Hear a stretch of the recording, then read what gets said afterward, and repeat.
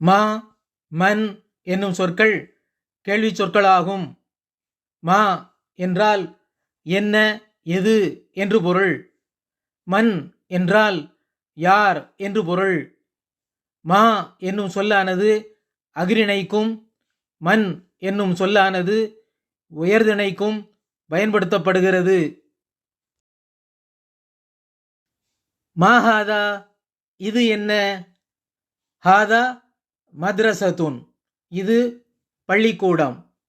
மா ஹாதிஹி, இது என்ன? ஹாதிஹி மஸ்ஜிதுன், இது பள்ளிவாசல். இந்த இரண்டு வாக்கியங்களிலும் கேள்வி வாக்கியம் அல்லது பதில் வாக்கியம் தவறான ஒன்றாகும். ஏனென்றால் மதரசத்துன் என்னும் வார்த்தையானது மூடிய தாவில் முடிந்து பெண்பால் சொல்லாக சொல்லப்பட்டுள்ளது. ஹாதா என்பது ஆண்பால் சொல்லுக்கும், ஹாதிஹி என்பது பெண்பால் சொல்லுக்கும் பயன்படுத்தப்படுகிறது. அரபி பெயர் சொற்கள் ஒன்று ஆண்பால் சொல்லாகவோ அல்லது பெண்பால் சொல்லாகவோ சொல்லப்படுகிறது. மா ஹாதா என்ற கேள்விக்கு ஹாதா மஸ்ஜிதுன் என்ற பதிலும், மா ஹாதிஹி என்ற கேள்விக்கு ஹாதிஹி மத்ரசத்துன் என்ற பதிலும் கேள்விக்கேற்ற பதில் அல்லது பதிலுக்கேற்ற கேள்வியாக இருக்கும்.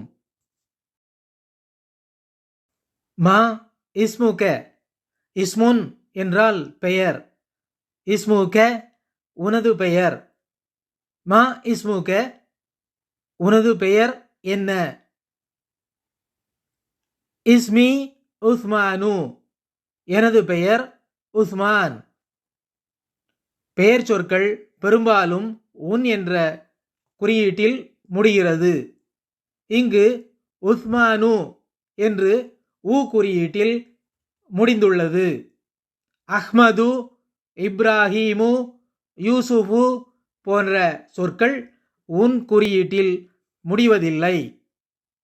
மா தீனுக, உனது மார்க்கம் என்ன? தீனி அல் இஸ்லாமு, எனது மார்க்கம் இஸ்லாம். மா தாலிக, அது என்ன?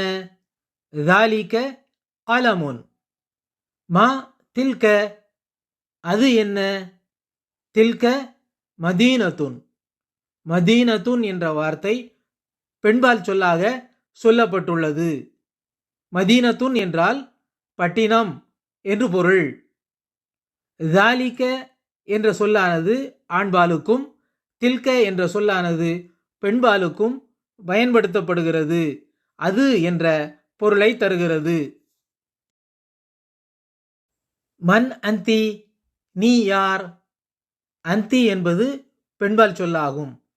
அனா ஹதீஜது, ஹதீஜது என்ற வார்த்தை ஊ குறியீட்டில் முடிந்துள்ளது. மரியமு, ஆமினது போன்ற சொற்கள் உன் என்ற குறியீட்டில் முடியாமல் ஊ என்ற குறியீட்டில் முடிகிறது. மன் ஹாதா, இவர் யார்? ஹாதா அபி, இவர் எனது தந்தை.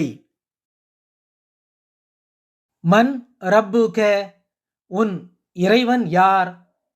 ரப்பி அல்லாஹு, எனது இறைவன் அல்லாஹ். மன் தாலிகர் ரஜுலு, அந்த மனிதன் யார்?